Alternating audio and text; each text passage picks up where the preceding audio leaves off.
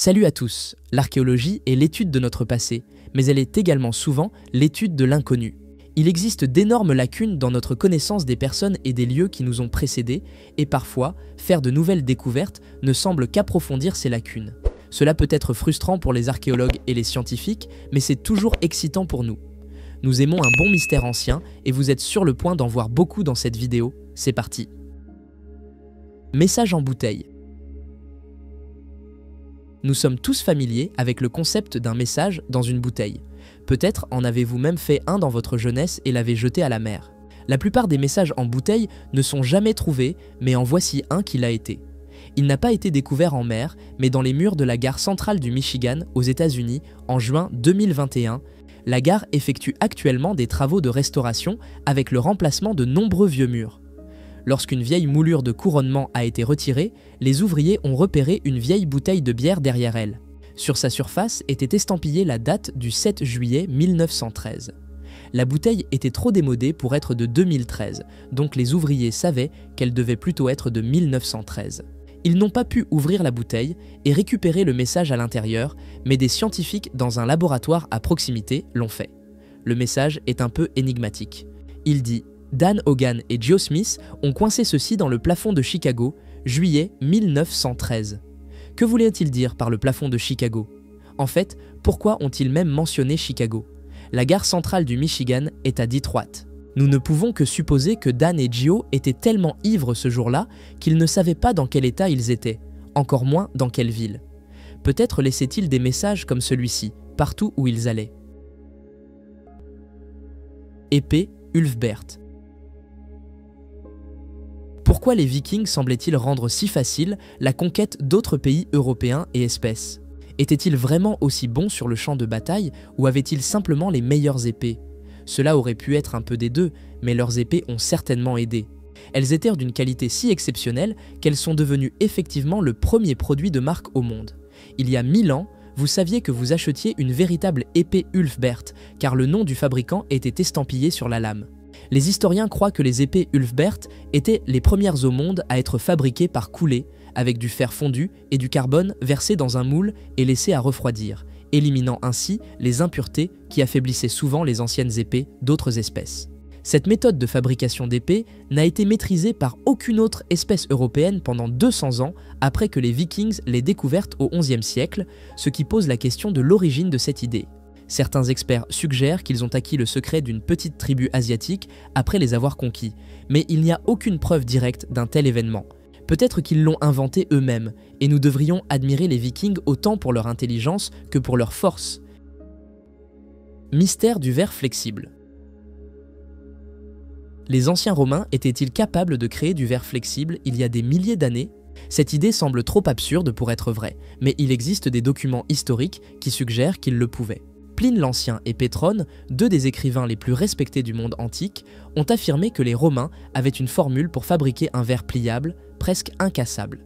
Des enregistrements du matériau par des écrivains moins connus commencent également à apparaître au temps de Tibère César au 1er siècle. Il semble que ce soit l'empereur lui-même qui a arrêté la production du produit. Il croyait qu'il deviendrait plus précieux que l'or et pourrait déstabiliser toute l'économie romaine. Il a donc décidé de renoncer aux énormes opportunités technologiques qu'il présentait. Si les Romains pouvaient vraiment fabriquer du verre flexible, cela pourrait avoir quelque chose à voir avec l'approvisionnement régulier en acide borique qu'ils pouvaient prendre des évents de vapeur de la Marème toscane près de Rome. Ajouter de l'acide borique à un mélange de verre régulier en ferait un type de verre extrêmement difficile à briser. Il n'aurait toujours pas été flexible, mais peut-être que les Romains savaient quelque chose que nous ignorons. Chat momifié mystérieux. Nous savons que les chats étaient vénérés presque au point d'être adorés dans l'Égypte ancienne, mais jamais avant novembre 2018, nous n'avions deviné l'étendue de cette vénération. Ce mois-là, les restes momifiés de centaines de chats ont été trouvés dans une série de tombes anciennes nouvellement découvertes à Saqqara, non loin au sud du Caire. Tant de découvertes significatives ont été faites à Saqqara ces dernières années que vous pourriez même avoir entendu son nom dans les actualités, mais aucune n'est aussi étrange que la collection de chats momifiés. Les scientifiques ont analysé les restes et conclu que les félins sont décédés il y a plus de 4000 ans. La raison pour laquelle il y a tant de tombes à Saqqara est qu'elle a servi de lieu de sépulture et de mausolée de la ville de Memphis, qui était la capitale de l'Égypte bien avant le Caire. C'est un site si vaste qu'il faudra probablement plusieurs décennies pour l'excaver complètement. En plus des chats, les archéologues ont trouvé des dizaines de scarabées momifiés dans les tombes. Momifier un scarabée serait un processus si délicat qu'il est à peine imaginable, et pourtant les Égyptiens le faisaient déjà à cette époque. Mosaïque turque unique. La Turquie est un pays avec une longue histoire et a été le foyer de certaines des plus grandes civilisations de l'histoire mondiale. Pour ces raisons, des découvertes archéologiques incroyables y sont faites semi-régulièrement. Lorsqu'un archéologue turc s'enthousiasme, c'est parce qu'il a trouvé quelque chose de vraiment unique. Voici un exemple. Cette mosaïque représentant une paire de figures humaines ailées, pêchant sur des créatures mythiques semblables à des chevaux, a été trouvée dans le district de Yurmurtalik à Adana, en Turquie, en février 2013. Après avoir été informé de la découverte, le maire adjoint de la ville a proclamé que c'était la seule mosaïque de son genre au monde. 11 ans se sont écoulés depuis lors et personne n'est venu contredire cette affirmation. Outre son design inhabituel, dont la signification symbolique est inconnue, elle est étrange, car elle est faite d'un mélange de verre et de marbre. Les archéologues ne peuvent pas décider si elle appartient à la fin de l'époque romaine ou au début de l'époque byzantine. La découverte a été faite seulement une semaine après que la villa qui la contient a été identifiée pour la première fois par des archéologues. Ils doivent donc travailler rapidement en Turquie. Découverte d'un sarcophage romain. L'Angleterre était autrefois une extension de l'Empire romain, il n'est donc pas nécessairement surprenant d'y trouver un sarcophage romain ancien. Cependant, il est inhabituel de trouver un sarcophage romain à l'extérieur des limites d'un tombeau ou d'un cimetière romain. Celui-ci a été enterré dans un jardin de plaisance de l'époque géorgienne à Basse en juillet 2021. C'est un grand sarcophage en calcaire qui contient encore les restes de 2 personnes. Le calcaire semble avoir été extrait localement. Les archéologues ont rapidement noté que l'inhumation était positionnée du nord au sud, ce qui l'identifie comme pré-chrétienne. Il semble peu probable que la présence de l'inhumation soit passée inaperçue lorsque les jardins ont été créés par Thomas Baldwin dans les années 1790. Il a créé une variété d'attractions, y compris un labyrinthe, un château avec un fossé, un terrain de boules et 15 000 lanternes. Son remaniement étendu du terrain a dû exposer le cercueil, nous pouvons donc seulement conclure qu'il l'a vu, a décidé de ne rien faire à ce sujet et a continué son travail. Certaines personnes n'ont aucun égard pour l'histoire. Le sarcophage sera finalement retiré et placé à l'intérieur d'un musée local. Anneau de 2000 ans.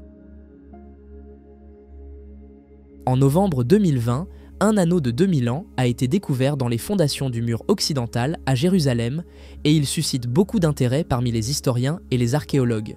Le minuscule anneau est gravé de l'image d'une divinité, mais de nombreux historiens estiment que la divinité représentée est résolument non juive. En fait, ils soupçonnent qu'il s'agit d'une représentation du dieu grec Apollon. L'anneau était probablement utilisé par son propriétaire comme moyen de tamponner et de sceller des lettres et des contrats, mais il est inhabituel de trouver une image d'un dieu non juif à Jérusalem.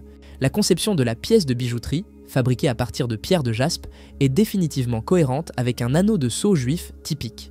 Mais l'image sur l'anneau ne l'est pas. Les experts ont spéculé que le porteur ne vénérait peut-être pas Apollon, mais voulait exprimer les mêmes choses qu'Apollon représente selon la croyance grecque ancienne, le succès, la pureté, la santé et la lumière. Même si cela est vrai, ils auraient pris un risque considérable en le portant. Pour les gens de l'époque, cela aurait probablement été considéré comme blasphématoire. La robe de Tarkan.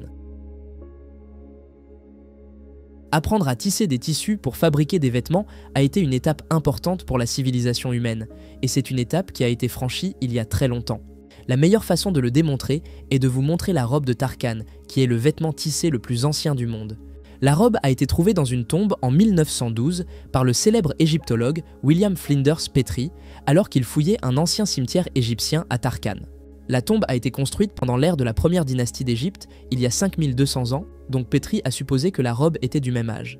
Il a fallu l'invention des tests de datation au carbone pour prouver qu'il avait raison, mais son hypothèse était correcte. Les tests ont prouvé que la robe a entre 5200 et 5400 ans. Mis à part le fait d'être le vêtement tissé le plus ancien connu, c'est aussi la robe la plus ancienne connue de n'importe quel type. Des textiles comme celui-ci sont hautement périssables, donc le fait que la robe ait survécu aussi longtemps est un quasi-miracle. Cela ne prouve pas tout à fait que le tissage a été inventé en Égypte, mais c'est une possibilité que nous devons envisager. Le mystère du vol ancien. La majorité des gens attribuent l'invention des machines volantes pour les êtres humains, appelons-les simplement avions pour simplifier, aux frères Wright. Nous ne sommes pas sur le point de suggérer qu'il y avait des gens vivant en Amérique du Sud il y a plus de 1500 ans qui savaient également voler. Mais basé sur leurs gravures, il semble probable qu'ils comprenaient au moins les principes de base de comment le faire. La culture Kumbaya était exceptionnellement douée en métallurgie et en fabrication de sculptures en or, et vous auriez du mal à suggérer que ces sculptures, en particulier, ne ressemblent pas à des avions modernes. Vous pourriez essayer de les considérer comme des représentations d'insectes, comme de nombreux historiens l'ont fait, mais combien d'insectes connaissez-vous qui ressemblent à cela ? Des chercheurs ont même réalisé des versions agrandies des sculptures dans les années 1990 et ont prouvé qu'elles étaient aérodynamiquement parfaites. En d'autres termes, elles sont capables de voler et de planer. Quelle aurait même été l'inspiration pour ces statues miniatures, sinon des avions ? Nous n'avons aucune idée et malheureusement, nous ne sommes probablement jamais susceptibles de le découvrir. Découverte romaine ancienne. Lorsque les enfants s'ennuient ou cherchent quelque chose à faire, ils se tournent vers les jouets. Bien que l'industrie moderne du jouet soit une énorme industrie multinationale, le concept de production de jouets remonte à l'aube de l'humanité. Voici un exemple de jouet en forme de souris en cuir, découvert à l'intérieur des ruines du fort romain antique de Vindolanda, près du mur d'Adrien en Angleterre. Il est considéré comme vieux d'environ 1900 ans par les archéologues. Ce vieux morceau de cuir mesure juste 12 cm de long et 2 cm de large, mais il est si finement détaillé qu'il a même des marques de fourrure partout. Cependant, tirons-nous des conclusions hâtives en le qualifiant de jouet pour enfants ? Peut-être que oui, la relique a été découverte dans les quartiers du commandant du fort. Cela implique que l'officier en charge d'une garnison romaine aimait jouer avec des souris en jouet ou avait sa famille et ses enfants avec lui dans un complexe militaire. Certains historiens pensent qu'il était plus probablement une farce pratique conçue par des soldats oisifs pour terrifier leurs camarades qu'un jouet. Les troupes romaines seraient-elles vraiment terrifiées par des souris après toutes les batailles sanglantes et viscérales qu'elles avaient vues ? Légende d'Archimède. Certains historiens considèrent Archimède comme le plus grand inventeur de tous les temps. Il était certainement un grand inventeur militaire, et on dit qu'il a inventé un système de défense presque comme un rayon de chaleur qui pouvait mettre le feu aux navires romains en utilisant d'énormes miroirs pour concentrer et réfléchir les rayons du soleil. Des investigations plus récentes ont suggéré qu'il aurait même pu utiliser des canons à vapeur contre les navires romains. Les légendes sur les miroirs d'Archimède ont commencé à apparaître pendant l'ère médiévale, Syracuse étant dit le lieu où ils ont été testés pour la première fois. Une arme similaire est dite avoir été utilisée dans la défense de la Sicile contre les Romains en l'an 214 avant Jésus-Christ. Aucun compte-rendu contemporain du système de miroir n'existe, mais les archéologues et scientifiques modernes pensent qu'il est possible qu'il ait utilisé des boules d'argile creuses tirées par des canons à vapeur alimentés par du feu grégeois à la place. Les Romains n'auraient eu aucune idée d'où venait le feu, donc les miroirs auraient pu être blâmés en l'absence de meilleures idées. Léonard de Vinci a conçu un canon à vapeur au XVe siècle et a attribué le design à Archimède, donc il doit avoir eu l'idée de quelque part. Cercle d'Ajna. En janvier 2024, des chercheurs en Antarctique ont observé un phénomène impressionnant, baptisé Cercle d'Ajna. Dans une région reculée et enneigée, un troupeau de moutons a été surpris en train de former des cercles concentriques parfaits. Plus de 1000 animaux se déplaçaient en synchronisation, avec un petit groupe au centre et les autres exécutant une sorte de chorégraphie naturelle. Les scientifiques pensent que ce comportement est une stratégie de survie face au froid extrême qui a atteint -50 degrés Celsius. Les moutons les plus robustes formeraient une barrière extérieure contre le vent, protégeant ainsi les plus faibles au centre. De plus, certaines hypothèses suggèrent que ce motif pourrait être lié au champ magnétique terrestre. Ce type de comportement circulaire a déjà été observé dans de petits groupes, mais jamais à une telle échelle.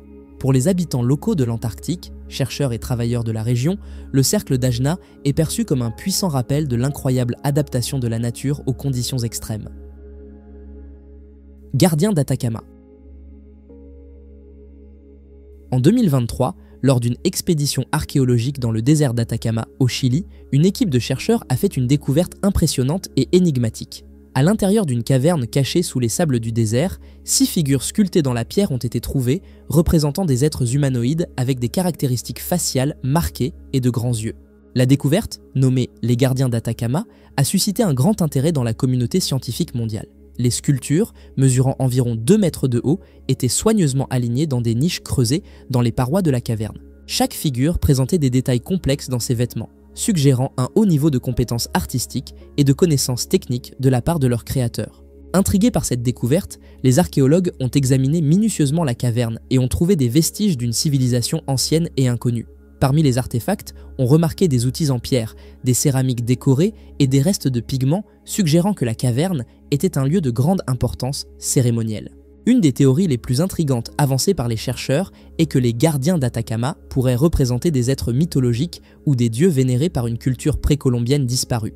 Cependant, la singularité des figures a également alimenté les spéculations sur des contacts extraterrestres, nourrissant des débats passionnés entre ufologues et sceptiques. L'enquête se poursuit, avec des scientifiques de diverses disciplines engagés à découvrir les secrets des gardiens d'Atacama. Des analyses de datation au carbone, des études d'ADN anciens et des techniques avancées de numérisation sont employées pour dresser un portrait plus clair de cette civilisation mystérieuse et de ses croyances. Pendant ce temps, la caverne et ses sculptures énigmatiques restent un rappel puissant des nombreux mystères encore enfouis dans les profondeurs de la Terre, attendant d'être dévoilés par ceux qui sont assez courageux pour explorer l'inconnu. Nous aimerions savoir ce que vous pensez de ce sujet mystérieux. Faites-nous le savoir dans les commentaires. Route en bois. Il a fallu beaucoup de temps aux humains pour décider quel était le meilleur matériau pour construire des routes. Pendant une période au XVIIIe et au XIXe siècle, les gens étaient assez enthousiastes à l'idée de fabriquer des routes en bois. Une telle idée serait considérée comme absurde aujourd'hui, mais seulement parce que le bois est incapable de résister aux voitures et aux camions. Cela fonctionnait très bien pour les chevaux et les calèches. Une route en bois du XVIIIe siècle a été trouvée à Jarosław en Pologne en juin 2021, mais il y a quelque chose d'étrange à ce sujet. Elle a été découverte par des ouvriers du bâtiment qui, quelque peu ironiquement, creusaient une route existante pour en poser une nouvelle quand ils ont trouvé une encore plus ancienne en dessous. Ce qui a intrigué les archéologues à propos de cette vieille route, c'est qu'elle ne semble pas avoir été très utilisée, voire pas du tout. Les chevaux chargés de marchandises laissaient souvent des traces de sabots sur les routes en bois lorsqu'ils les parcouraient, et les roues des calèches laissaient des sillons et des éraflures. Aucun de ces éléments n'est apparent sur cette route polonaise. Il est possible que le bois ait été remplacé peu de temps avant que la route ne soit déclarée obsolète, mais les autorités de la ville ne trouvent même aucun enregistrement de son existence. Il est peut-être plus probable qu'elle ait été abandonnée dans un état de semi-achèvement. Le disque échenique. Il y a des artefacts péruviens dans des musées du monde entier, et les circonstances de leur arrivée dans ces musées sont parfois un peu douteuses. C'est pourquoi nous commençons à voir des musées renvoyer leurs expositions mal acquises chez elles. En juin 2021, le Pérou a enfin récupéré le disque échenique après une absence de 119 ans. Le disque doré appartient à la période pré-inca du pays, une époque sur laquelle nous ne savons presque rien. De nombreux monuments merveilleux ont été construits au Pérou avant l'arrivée des Incas, et bien que les Incas les aient utilisés, même eux ne savaient pas qui les avait construits ni quand. Le disque échenique est particulièrement important pour le Pérou car son design a été adopté comme le symbole officiel de la ville de Cusco. L'artefact délicat est juste une fine feuille d'or de 22 carats soigneusement martelée, à peine 12 cm de diamètre. Le visage en son centre est pensé pour être félin et pourrait représenter un dieu ancien. Bien que la fonction de l'objet soit inconnue, les marques autour de son bord pourraient être interprétées comme un calendrier lunaire. La qualité de l'artisanat est remarquable quand on considère qu'elle pourrait avoir jusqu'à 2800 ans. Pas étonnant que les Péruviens l'aient tant voulu de retour. Bougies anciennes. Les glaciers de Norvège fondent. Que vous croyiez ou non que les humains ont quelque chose à voir avec cela, ce n'est probablement pas une bonne chose pour l'environnement. Cependant, cela peut être une grande chose pour les archéologues. La glace fondante dans le parc national de Breheimen révèle ses secrets gelés un à un alors qu'elle recule. En mai 2021, une boîte en bois pleine de bougies anciennes a été trouvée dans le parc au col de Lundbreen. La glace a fait un si bon travail de conservation de la boîte que le couvercle était encore fermé, la boîte était encore scellée et les bougies à l'intérieur étaient encore intactes. Elle possède même encore ses poignées en cuir d'origine pour le transport. Les scientifiques ont pu dater au carbone la boîte en bois de pin, parvenant à la conclusion qu'elle a été construite vers 1475. Les bougies à l'intérieur sont faites de cire d'abeille et auraient donc été très coûteuses. Elles étaient souvent utilisées dans les fermes saisonnières de Norvège. Ce sont des lieux où le bétail était amené pour paître en été, mais les installations étaient souvent basiques, même selon les normes du XVe siècle. Les bougies auraient été la seule source de lumière.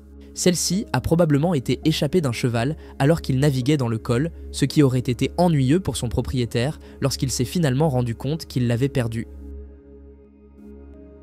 Takte Soleiman. Il y a quelques titres magnifiques que nous pouvons donner au site archéologique de Takte Soleiman dans le nord de l'Iran. Nous pourrions l'appeler le temple ultime du zoroastrisme. Nous pourrions également dire que c'est le site le plus important que l'empire sassanide ancien ait jamais construit. C'est un site ancien étonnant situé dans une belle vallée entourée de montagnes volcaniques, mais presque personne dans le monde occidental ne sait même qu'il existe. Takte Soleiman est l'un des plusieurs sites du patrimoine mondial de l'UNESCO en Iran et est considéré comme ayant été construit au VIe siècle avant d'être partiellement démoli, puis reconstruit et agrandi pendant la période ilkhanide du XIIIe siècle. Il a été utilisé comme palais après le XIIIe siècle, mais avant cela, le site contenait un temple du feu, un temple d'Anaïta et une petite structure en flanc de colline, connue sous le nom de prison de Salomon. En remontant encore plus loin, le monticule sur lequel le site existe est artificiel et a été créé il y a environ 2500 ans. À un moment non identifié dans le passé, un mur a été construit autour de la totalité de Takte Soleiman avec des portes pour contrôler l'accès. Il semble donc que, en plus d'être un palais, cet endroit était en effet autrefois une prison. Visage de pierre. Durant l'été 2019, un agriculteur nommé Tom Giddens a senti sa charrue frapper quelque chose de solide alors qu'il travaillait dans son champ dans le comté de Samson, en Caroline du Nord aux États-Unis. Lorsqu'il est sorti pour enquêter, il a trouvé ce visage de pierre abîmé et fortement érodé. Il a immédiatement su qu'il était dépassé, mais a compris qu'il aurait pu découvrir quelque chose d'historiquement important. Cela l'a incité à téléphoner et à faire appel aux experts, mais malheureusement, les experts qu'il a consultés ne savaient pas beaucoup plus que lui, et ils ne savent toujours pas. La sculpture est grande, presque 60 cm de large d'une oreille à l'autre et plus proche de 90 cm du haut de la tête au menton. C'est le fait qu'elle soit faite de grès qui la rend si difficile à dater. La substance s'érode très rapidement car elle est douce, et donc cela pourrait être aussi récent que centenaire, ou cela pourrait être plus de 1000 ans. Les archéologues pourraient peut-être offrir une meilleure estimation si le design était familier, mais ce n'est pas le cas. Rien de tel n'a jamais été découvert dans le sol en Caroline du Nord auparavant, ni près de là. Cela pourrait même être l'œuvre d'un ancien fraudeur. Odin de Lègre. Parfois, le nom d'un artefact peut vous dire presque tout ce que vous devez savoir à son sujet. Prenons l'exemple d'Odin de Lègre. Il est supposé être une figurine d'Odin, et elle a été trouvée dans la ville danoise de Lègre sur l'île de Zélande en 2009. Cependant, il y a plus que cela. La plupart des experts s'accordent à dire que la minuscule figurine en argent fondu a été fabriquée quelque part vers le début du Xe siècle. Ce sur quoi ils ne peuvent pas se mettre d'accord, cependant, est de savoir si elle représente effectivement Odin ou non. Le nom est resté parce que l'excavateur qui a trouvé la pièce croit qu'il s'agit d'Odin assis sur son trône, flanqué de ses corbeaux, Munin et Hugin. Cependant, certains chercheurs soulignent que la figure porte une robe viking typiquement féminine du Xe siècle. Les Vikings n'auraient pas dépeint Odin portant des vêtements de femme. Cela signifie que cela pourrait être l'épouse d'Odin, Frigg, ou peut-être la déesse Freyja. Une figurine différente trouvée dans le sud de la Suède il y a de nombreuses années ressemble plus qu'un peu à celle-ci, mais est communément acceptée comme représentant Freyja. Plus récemment, il y a même eu des spéculations selon lesquelles, plutôt qu'un dieu viking du Xe siècle, il s'agirait en réalité d'une représentation d'un évêque chrétien. Un mur de démons. En 1940, un groupe de conservateurs travaillant à l'intérieur de l'église de Sauherad en Norvège a fait les gros titres en découvrant un soi-disant mur de démons caché à l'intérieur du bâtiment. Le mur est recouvert d'illustrations complexes de démons, d'anges, d'humains et d'animaux, tous interconnectés. Ils couvrent l'intégralité du mur et s'étendent même jusqu'au plafond. De nombreux détails sont si petits qu'ils ne peuvent être vus à l'œil nu. Au moment de la découverte du mur, les archéologues ont déclaré que les œuvres d'art avaient probablement été créées au XVIIe siècle. En juillet 2021, il est devenu nécessaire d'effectuer à nouveau des travaux de conservation sur l'église, et de nouvelles informations ont été révélées sur le mur de démons. Ces conservateurs de 1940 n'ont pas découvert le mur, ils l'ont créé. La responsabilité de cette fraude a maintenant été clairement attribuée à Gerhard Gotthas et à son fils père Gotas, qui avait été embauché pour restaurer les fresques sur les murs de l'église du XIIe siècle en 1935. Le projet leur a pris 6 ans, les murs ayant prétendument été découverts pendant la 5e année. Le projet de conservation de 2021 a confirmé qu'il y avait en effet des dessins du XVIIe siècle sur le mur de Démon. Mais ensuite, l'équipe père et fils Gotaas avait peint par-dessus avec leurs images inspirées de la fantaisie. Tous deux sont maintenant décédés, ils ont donc emporté le secret de leur canular dans la tombe. Empreintes anciennes. Ainsi que l'étude du passé, l'archéologie consiste à marcher sur les traces de nos ancêtres, et parfois nous le prenons littéralement. En février 2014, des chercheurs ont annoncé la découverte d'une collection d'empreintes de pas laissées il y a 800 000 ans par un groupe mixte d'adultes et d'enfants préhistoriques à Hattiesburg en Angleterre. Les empreintes se trouvent sur le rivage, c'est donc un miracle qu'elles n'aient pas été emportées avant maintenant. Hattiesburg est devenu une sorte de point chaud au Royaume-Uni pour les découvertes anciennes, ayant également récemment révélé des os fossiles et des outils en pierre de la même époque. Il est possible qu'il y ait eu un établissement à grande échelle dans la région à l'époque, ce qui contredit ce que nous pensons savoir sur les premiers humains. Nous avons tendance à considérer les humains de cette époque comme des chasseurs-cueilleurs nomades qui parcouraient la Terre plutôt que de s'installer. Peut-être y avait-il quelque chose à propos du Hattiesburg préhistorique qui les a persuadés de rester un moment. Ce sont les empreintes humaines les plus anciennes du Royaume-Uni, mais de loin pas les plus anciennes du monde. Cet honneur revient à un ensemble d'empreintes à l'Etoli, en Tanzanie, qui ont été faites il y a environ 3 500 000 ans. Cube mystérieux. En mai 2020, Will Reed pêchait avec un aimant dans une rivière à Coventry en Angleterre, espérant trouver des antiquités précieuses ou des curiosités. Il a eu plus que ce qu'il négociait. Will est tombé sur 60 cubes étranges couverts d'inscriptions numériques en sanskrit compliqué. Au début, il pensait que les petits cubes étaient des carreaux, mais plus il sortait de l'eau, moins il se sentait confiant dans sa conclusion initiale. Incapable de trouver une explication raisonnable pour sa découverte, Will s'est tourné vers Internet pour obtenir de l'aide. Il lui a depuis été suggéré qu'ils sont liés à un ancien rituel de prière hindou qui implique de jeter les cubes dans l'eau courante dans l'espoir de recevoir une bénédiction en retour. Si les informations qui lui ont été données sont correctes, ils sont connus sous le nom de jetons Jyotish. Les inscriptions numériques correspondent apparemment à des prières codées, qui, lorsqu'elles sont exécutées ensemble, invoquent la protection d'une divinité connue sous le nom de Rahu. Bien que l'explication semble assez convaincante, il manque des preuves à l'appui pour confirmer l'idée, donc la question de ce que sont réellement les cubes de Will ou d'où ils viennent reste non résolue. Masque en pierre. Il y a 9000 ans, les occupants préhistoriques des terres autour du mont Hébron et des montagnes de Judée ont commencé à passer d'un mode de vie nomade à la construction de colonies et à la culture de la terre. L'une de ces colonies a également fabriqué ce masque en pierre, et les archéologues pensent que les deux choses pourraient être liées. Ils soupçonnent que le masque a été délibérément enterré pour dénoter la propriété de la terre sur laquelle une maison a été construite.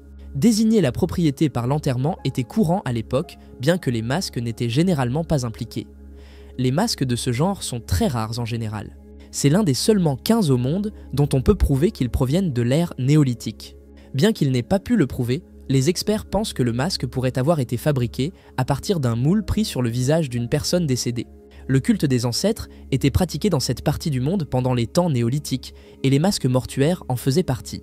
Malgré le poids de celui-ci, il est probable qu'il était conçu pour être porté lors de rituels. Il a de petits trous sur ses côtés, à travers lesquels une corde aurait été passée pour le fixer au visage du porteur. Cela devait être un peu inconfortable. Offrandes Incas. Le lac Titicaca est considéré comme magnifique par tous ceux qui le voient, mais pour les Incas anciens, il était sacré. D'un point de vue pratique, il leur fournissait des ressources naturelles, mais il jouait également un rôle crucial dans leur mythologie. Ils croyaient que le couple divin Manco Cápac et Mama Ocllo étaient sortis de l'île du Soleil au milieu du lac et avaient fondé la capitale inca de Cusco au bord du lac en hommage à cette croyance. Certains chercheurs pensent même qu'ils considéraient tout le lac comme une divinité. Des écrivains espagnols du XVIe siècle ont noté que les Incas naviguaient sur le lac sur des radeaux pour y déposer des offrandes, et en août 2020, nous en avons trouvé une telle offrande. Il s'agit d'une boîte en pierre qui a été jetée dans le lac il y a environ 500 ans et qui s'est encastrée dans les sédiments. Lorsqu'elle a été ouverte par des archéologues, il s'est avéré qu'elle contenait une petite figurine de lama ou d'alpaga faite de coquillages et un minuscule feuillet d'or qui pourrait être une réplique des types de bracelets portés par les nobles incas de l'époque. Il est probable que celui qui a laissé ce dépôt espérait une saison de reproduction de lamas réussie. Nous espérons qu'ils ont vu leurs vœux exaucés. Chat momifié mystérieux. Nous savons que les chats étaient vénérés presque au point d'être adorés dans l'Égypte ancienne, mais jamais avant novembre 2018, nous n'avions deviné l'étendue de cette vénération. Ce mois-là, les restes momifiés de centaines de chats ont été trouvés dans une série de tombes anciennes nouvellement découvertes à Saqqara, non loin au sud du Caire. Tant de découvertes significatives ont été faites à Saqqara ces dernières années que vous pourriez même avoir entendu son nom dans les actualités. Mais aucune n'est aussi étrange que la collection de chats momifiés. Les scientifiques ont analysé les restes et conclu que les félins sont décédés il y a plus de 4000 ans. La raison pour laquelle il y a tant de tombes à Saqqara est qu'elle a servi de lieu de sépulture et de mausolée de la ville de Memphis, qui était la capitale de l'Égypte bien avant le Caire. C'est un site si vaste qu'il faudra probablement plusieurs décennies pour l'excaver complètement. En plus des chats, les archéologues ont trouvé des dizaines de scarabées momifiés dans les tombes. Momifier un scarabée serait un processus si délicat qu'il est à peine imaginable, et pourtant les Égyptiens le faisaient déjà à cette époque. Épave cachée. Les chevrons d'un hangar à foin semblent être un endroit très improbable pour trouver le seul morceau survivant d'un naufrage du 19e siècle. Mais alors nous supposons que vous ne savez jamais ce que vous pourriez trouver en fouillant dans un vieux hangar à foin. L'histoire se déroule ainsi. Un navire appelé la Maid of Lincoln est parti des îles Abrolhos en Australie occidentale en 1891 avec une cale pleine de guano. Le navire était surchargé et une combinaison du poids excédentaire et du mauvais temps a fait naufrager le navire contre les rochers de la baie d'Urien peu après son départ. L'équipage s'est échappé sur un canot de sauvetage et a atteint le rivage où il a eu la chance de rencontrer une famille avec leur cheval et leur charrette. La famille a ramené les membres d'équipage reconnaissants jusqu'à la ville la plus proche, et le capitaine du navire a laissé le canot de sauvetage à la famille en guise de remerciement. La famille l'a utilisé comme bateau de pêche pendant des années, mais l'a caché dans leur hangar à foin après qu'il ait subi des dommages. C'est là qu'il est resté jusqu'à ce que John Grigson, qui descend de la famille du 19e siècle, l'ait trouvé après avoir hérité de la propriété en mars 2021. Il est maintenant exposé dans un musée local. C'est tout pour aujourd'hui. Quel a été votre moment préféré? Commentez, aimez, partagez et abonnez-vous. À bientôt.